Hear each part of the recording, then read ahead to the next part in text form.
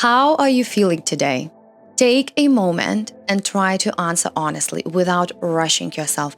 I think you might find this harder to answer than you expected, especially if you are a mom. Very often, the first word that comes up, tired or exhausted. But if you pause and think a little deeper, what else is there?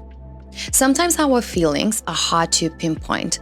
We might notice ourselves saying or doing things that feels a bit off or not like us, and it can be confusing because we don't know where it's coming from or why. In this video, I would like to explore some simple ways to notice and identify our feelings more clearly. Today, we will explore how you are really feeling, emotions as information plus practical steps, words to describe your feelings, understanding emotional differences. Let's start with the most important question today. How are you feeling? But really, with everything happening in your life, your partner, children, work, finances, friendship, struggles, and joys, how are you feeling underneath it all? If you would like, pause this video and take a piece of paper, write it down, go a little deeper, and honestly ask yourself, how do I feel right now? When you take time to answer this question, you may notice that there are more feelings present than just tired or exhausted. When we pay close attention to how we feel and try to understand our emotions, they can become useful information, not something to fight or ignore. Being aware of our emotional state helps us make more thoughtful choices instead of reacting automatically. One helpful approach I learned in the course is to notice emotions through two simple dimensions. Number one, pleasantness. Number two, energy. First, ask yourself, does this feeling feels pleasant or unpleasant? As you notice that, also pay attention to the situation. Who are you with? What thoughts are coming into your mind? Next, explore your energy levels by scanning your body. Is your heart rate calm or fast? Is your breathing slow, shallow, rushed? Do you feel warm or cold? Are your muscles tense or relaxed? Do you feel energized or maybe exhausted or emotionally flat? Using a simple color of scale system can help you place yourself more clearly. This version has been adapted with mothers in mind, but it can be used by anyone.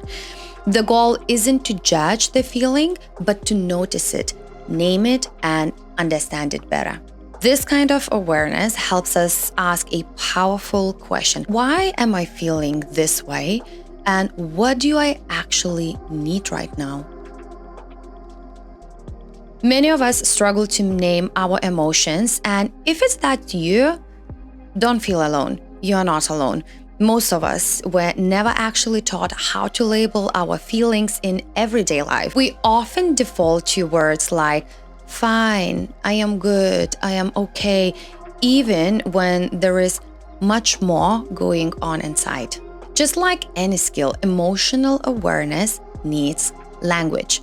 The more precisely we can describe our feelings, the easier it becomes to express and manage them. For example, a stressful moment might ease with something very simple and calming, like a short pause or a few deep breaths. But when someone, like majority of moms, are overwhelmed because there is simply too much on the plate, what helps most isn't calming and breathing, it is a change. That might mean setting boundaries, asking for help, delegating, or reprioritizing. Different emotions call for different responses. After naming our emotions and learning how to manage them, the next important step is learning how to see things from different perspectives. This isn't always easy, but it is essential. What makes you feel stressed, angry, or happy won't necessarily create the same reaction in someone else. The same situation can feel very different to different people. For example, a thunderstorm might feel exciting for one child, but frightening to another.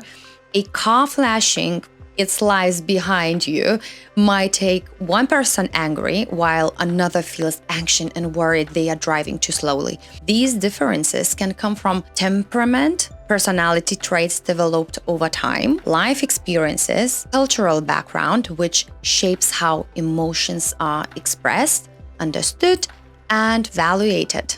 In simple terms, our background influences how we experience and understand emotions. There is something research called a blind spot.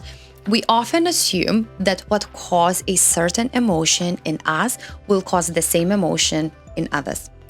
And that is not always true. I know. I've been there, and I have assumed how someone else was feeling, only to realize later I was projecting my own emotions onto them.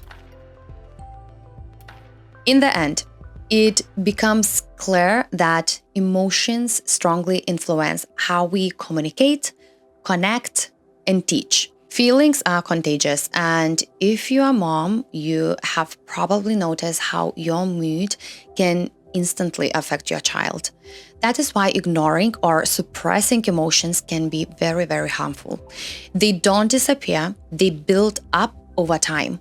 But with the right mindset, a bit of knowledge, and gentle practice, it is possible to understand yourself better and feel more balanced. Some days you will forget to check in, some days it will feel pointless. That's okay. Be patient. Stay open, and over time, you may notice yourself responding differently and slowly starting to thrive. And before you go, let me remind you, and please don't forget that you are powerful like a mama lioness. You are loving, you are caring, a beautiful person inside out. You are enough exactly as you are. Treat yourself with care, love, and compassion, because you matter too. Until next time, bye-bye.